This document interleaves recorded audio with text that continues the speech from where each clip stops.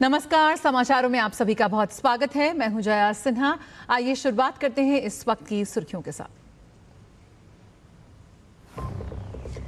झारखंड में भर्ती परीक्षाओं में गड़बड़ी के विरोध में रण में डटे प्रदर्शनकारी छात्रों ने सोरेन सरकार से की बात।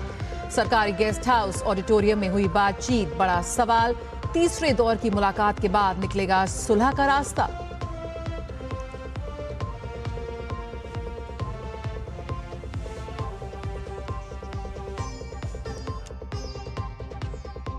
परीक्षा सुधार पर बिहार की सम्राट चौधरी सरकार का बड़ा फैसला, राज्य स्तरीय समिति का होगा गठन। छात्रों की समस्याएं सुनने के लिए लगेंगे विशेष शिविर। परीक्षा सुधार में एआई का भी होगा इस्तेमाल।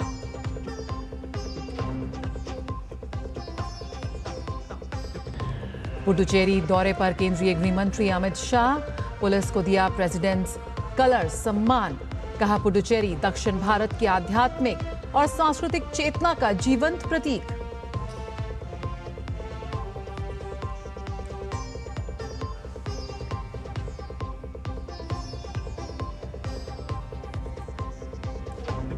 देश भर में हर घर तिरंगा अभियान के तहत विभिन्न कार्यक्रमों का आयोजन।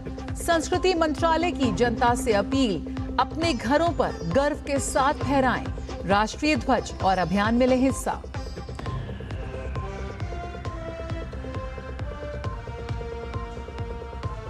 और बाढ़ की चपेट में असम के कई जिले, लगभग 460 गांव हुए प्रभावित। युद्ध स्तर पर राहत बचाव कार्य में लगा प्रशासन। जोरहाट में बाढ़ प्रभावित लोगों की मदद के लिए विदेश राज्य मंत्री पवित्रा मार्गरीटा ने मुहैया कराई जरूरी सामग्री।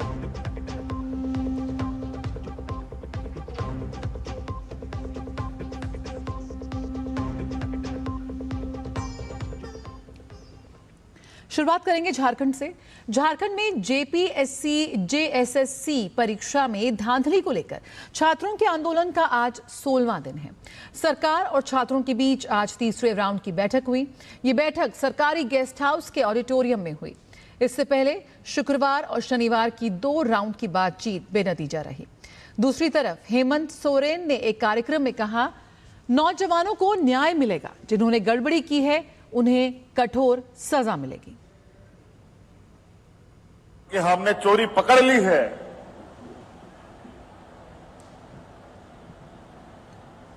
और नौजवानों को न्याय भी मिलेगा और जिन्होंने गड़बड़ी की है उनको कठोर से कठोर दंड भी मिलेगा।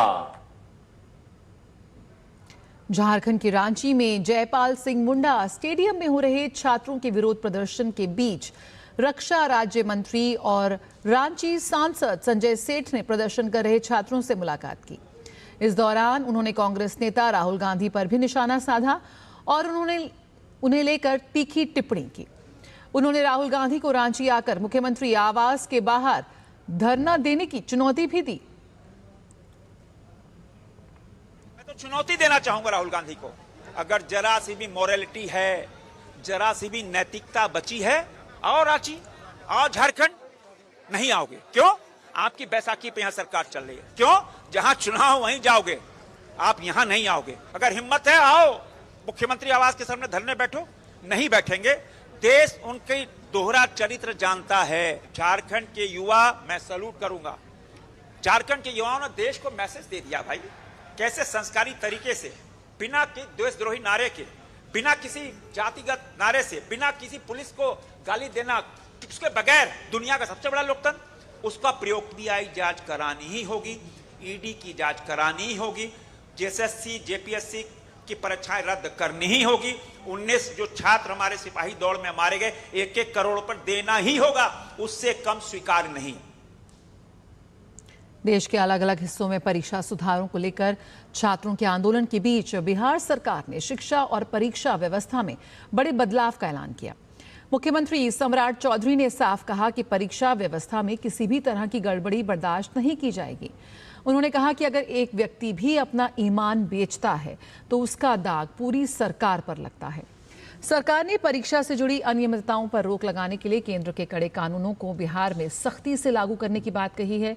इसके साथ ही बिहार में परीक्षा सुधार के लिए राज्य स्तरीय समिति गठित करने का फैसला लिया गया है।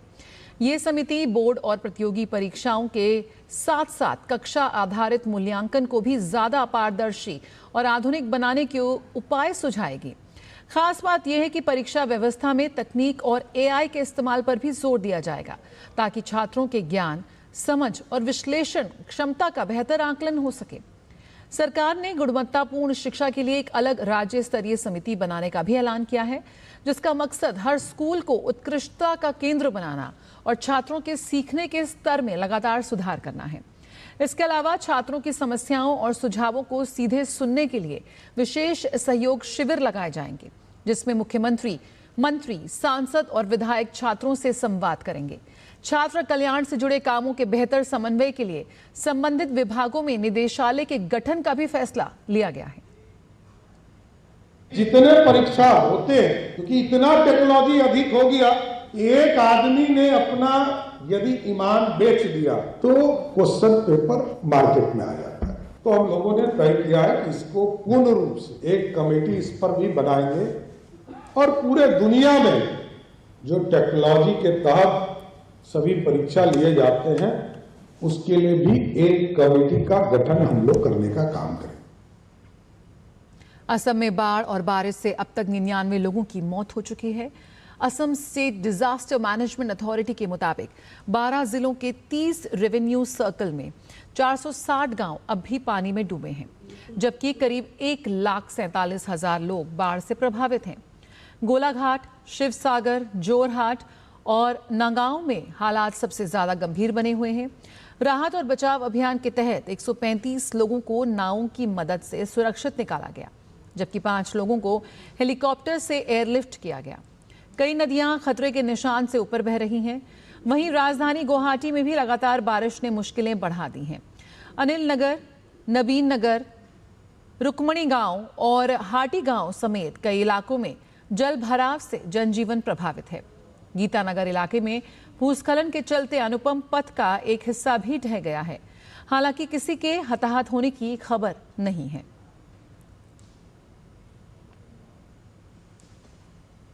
असम में आफत की बाढ़ ने जनजीवन अस्त व्यस्त कर दिया है। आपकी टीवी स्क्रीन पर ये कुछ तस्वीरें आप देखिए। इन तस्वीरों से आप समझ सकते हैं कि असम में बाढ़ ने किस तरह से हाहाकार मचाया हुआ है। असम में आफत की बाढ़ की तस्वीरें आप देख सकते हैं, किस तरह से लोगों की मुश्किलें बढ़ रही हैं, जलमग्न हो चुकी हैं। तमाम सड़कें एक जल प्रलय का रूप ले लिया है इस बाढ़ ने। जनजीवन बेहद बेहाल है। पीड़ितों को राहत पहुंचाने के लिए प्रशासन जुटा हुआ है। हर मुमकिन सहायता उन तक पहुंचाई जा रही है। राहत शिविरों में हजारों की संख्या में लोगों ने शरण ली है। वहां पे भी बेहतर प्रबंध किए जा रहे हैं। गुवाहाटी में भी भारी बारिश से जलभराव है। करीबन 460 गांव सबसे ज्यादा प्रभावित बताए जा रहे हैं इस जल प्रलय के चलते।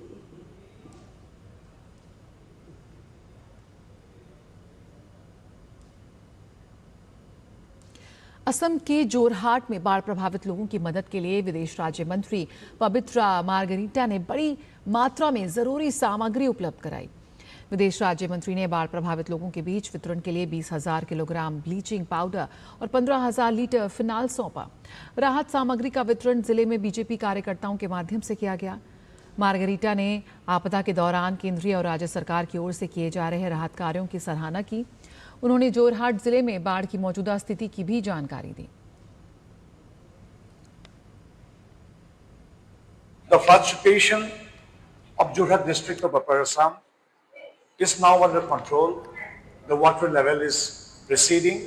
With the constant support of central government, state government is extending all support for rehabilitation, for relief, medical assistance, and right from public health. Our state government is providing all the necessary relief materials, right from food grain to bleaching powder, everything is given. Our party is always dedicated to serve the people. तो पूरी कोशिश की जा रही है बाढ़ प्रभावित जिलों तक मदद पहुंचाने की और लोगों को राहत शिविरों तक लाने की। रुकेंगे एक छोटे से ब्रेक के लिए, जल्द हाजिर होते हैं।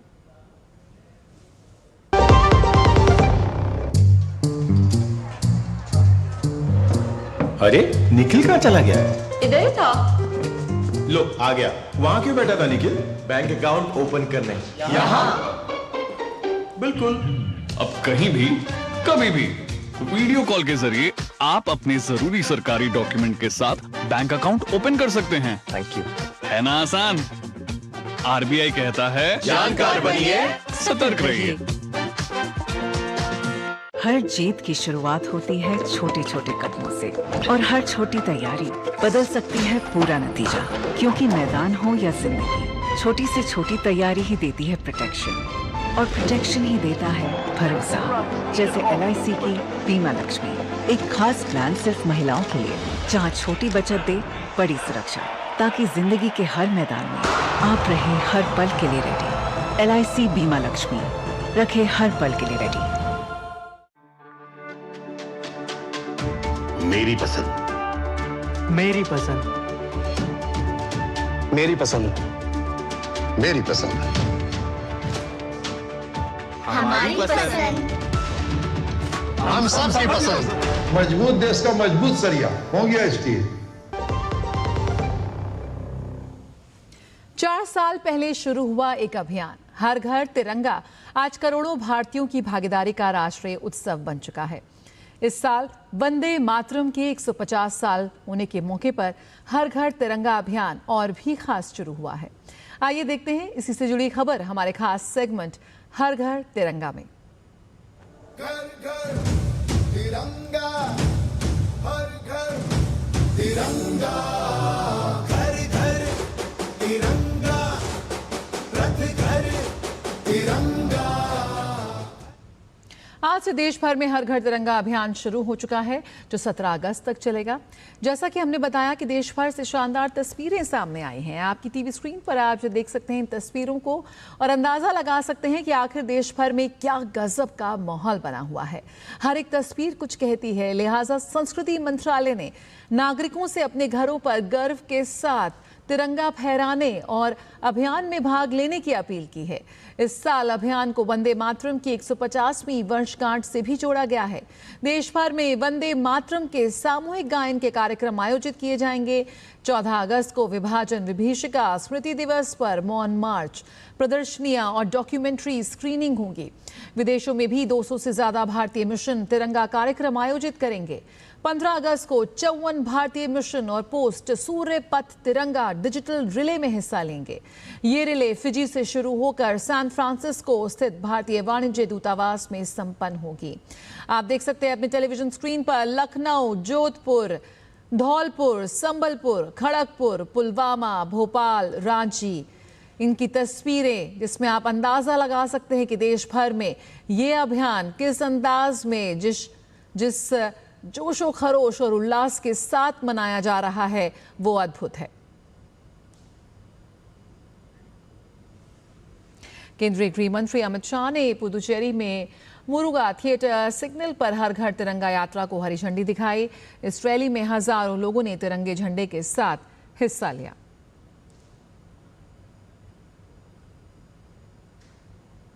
हर घर तिरंगा अभियान, जिसकी गूंज, जिसकी झलक, जिसका उत्साह आज जम्मू कश्मीर से लेकर कन्याकुमारी तक देखा जा रहा है और ये और व्यापक होगा जैसे जैसे दिन बढ़ेंगे। तो आप भी इस अभियान में हिस्सा लें।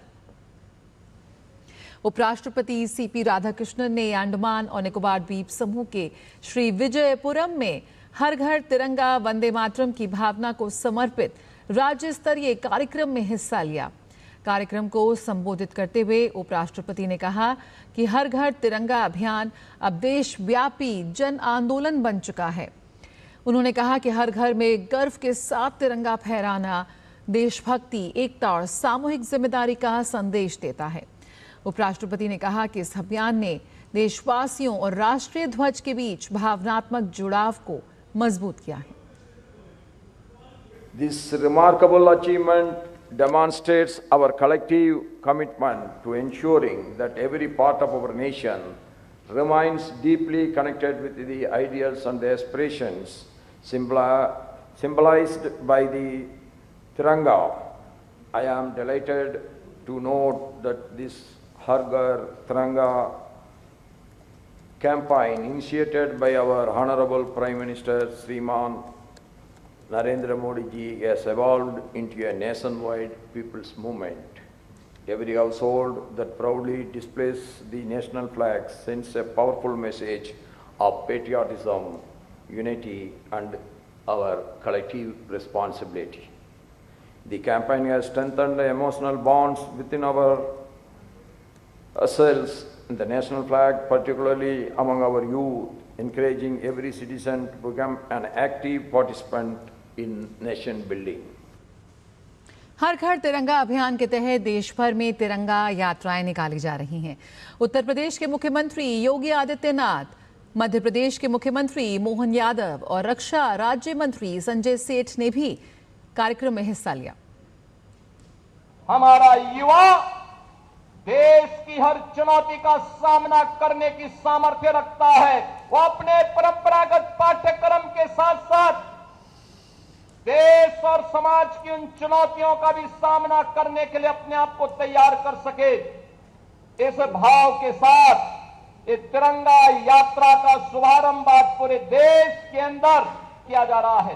तिरंगा यात्रा आजादी के अब 80 वर्षगांठ में हम लोग प्रवेश कर रहे हैं और तिरंगा हमारी आन बान और शान है। पूरे देश में आज ये तिरंगा यात्रा के माध्यम से सारे देश के युवा, महिला, बूढ़े, बच्चे, जवान सब मिलकर संकल्प करें, देश की स्वतंत्रता के लिए अपनी आजीवन वो सेवा भी करते रहे और जीवन भर ये परमात्मा करे कभी हमारे देश पे दुश्मन की नजर न लगे। आज से शुरू हुआ हर घर तिरंगा अभियान 17 अगस्त तक चलेगा। संस्कृति मंत्रालय ने नागरिकों से अपने घरों पर गर्व के साथ तिरंगा फहराने और इस अभियान में भाग लेने की अपील की है। आप भी 9 से 17 अगस्त 2026 तक चलने वाले हर घर तिरंगा अभियान में अपने घर पर राष्ट्रीय ध्वज फहराकर और तिरंगे के साथ सेल्फी लें और इसे www.harghartiranga.com वेबसाइट पर अपलोड कर इस अभियान का हिस्सा बने।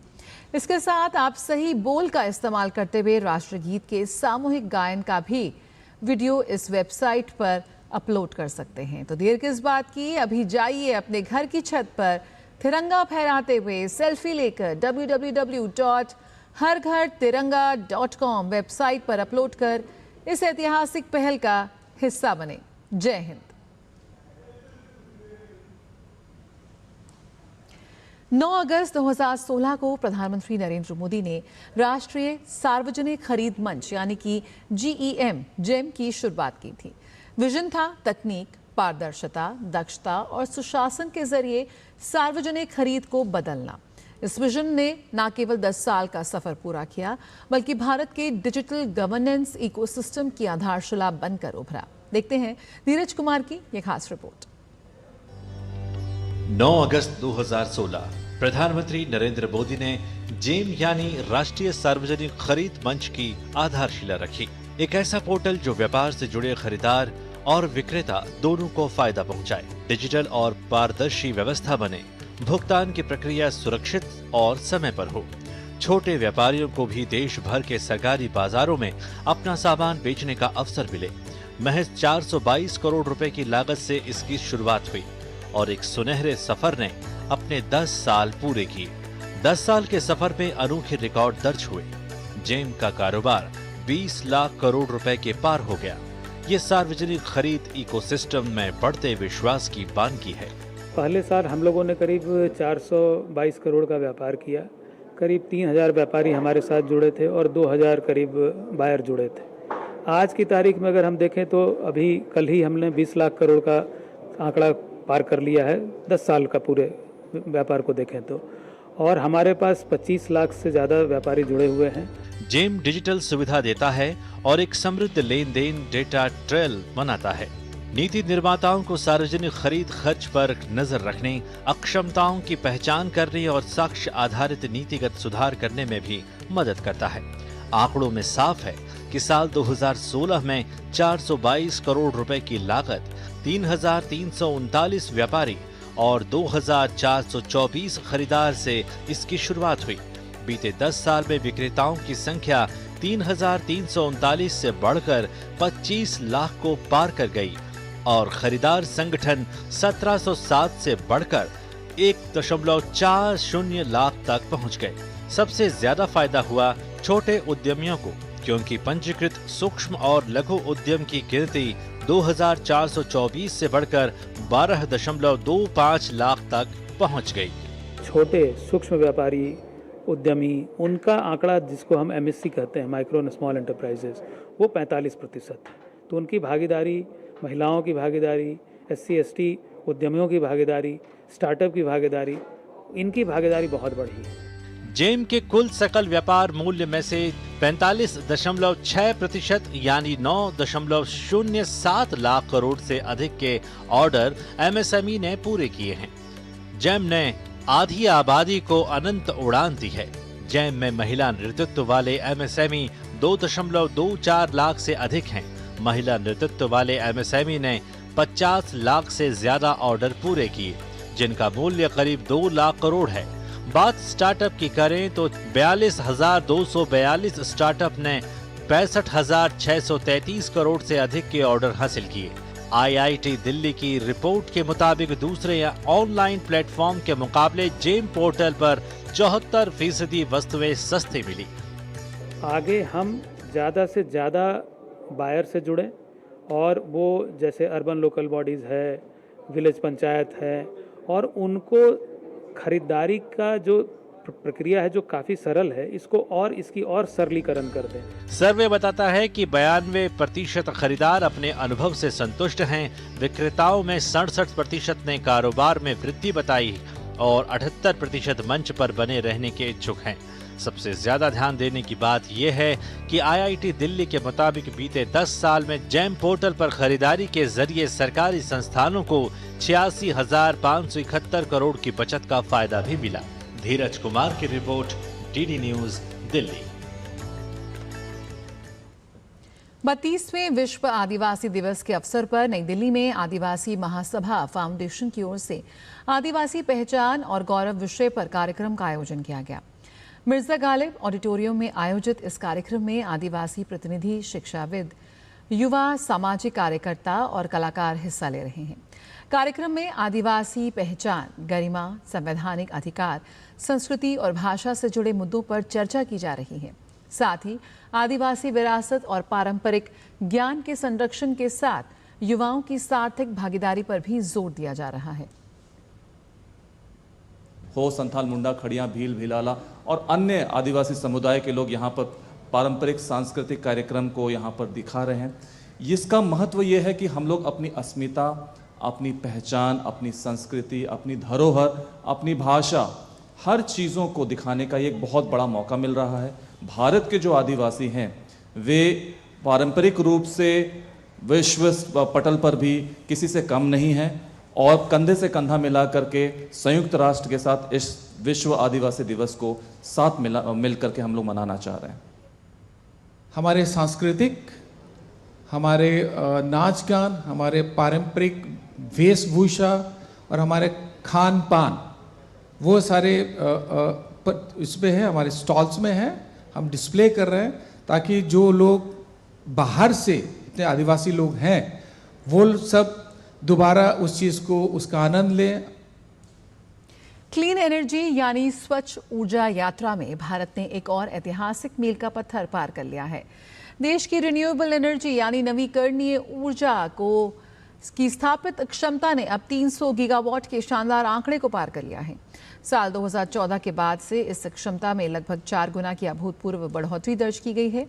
इस गौरवपूर्ण उपलब्धि पर गुजरात के मुख्यमंत्री भूपेंद्र पटेल ने सोशल मीडिया प्लेटफॉर्म X पर जानकारी साझा करते हुए बताया कि ये शानदार प्रदर्शन प्रधानमंत्री नरेंद्र मोदी के दूरदर्शी नेतृत्व, मजबूत राजनीतिक इच्छा शक्ति और एक स्वच्छ, हरित तथा सुरक्षित भारत के प्रति केंद्र सरकार की अटूट प्रतिबद्धता का जीवंत प्रमाण है। भारत न केवल वैश्विक मंच पर एक क्लीन एनर्जी लीडर के रूप में उभर रहा है, बल्कि बेहद तेज गति से एक टिकाऊ और आत्मनिर्भर भविष्य की ओर अपने कदम बढ़ा रहा है। जम्मू कश्मीर पुलिस और सुरक्षा एजेंसियों ने आज उत्तरी कश्मीर के सोपोर में बड़ा सर्च ऑपरेशन चलाया। प्रतिबंधित जमात-ए-इस्लामी से जुड़े नेटवर्क के खिलाफ यूएपीए मामले की जांच के तहत 26 ठिकानों पर एक साथ छापेमारी की गई। अधिकारियों के मुताबिक कार्रवाई का मकसद प्रतिबंधित संगठन से जुड़े लोगों, गतिविधियों और संभावित संपर्कों के बारे में सबूत जुटाना है। सुरक्षा बलों की टीमें कई इलाकों में तलाशी अभियान चला रही हैं। जमात-ए-इस्लामी जम्मू कश्मीर को केंद्र सरकार ने अलगाववादी और आतंकी गतिविधियों से जुड़े होने के आरोपों के बाद यूएपीए के तहत प्रतिबंधित किया था।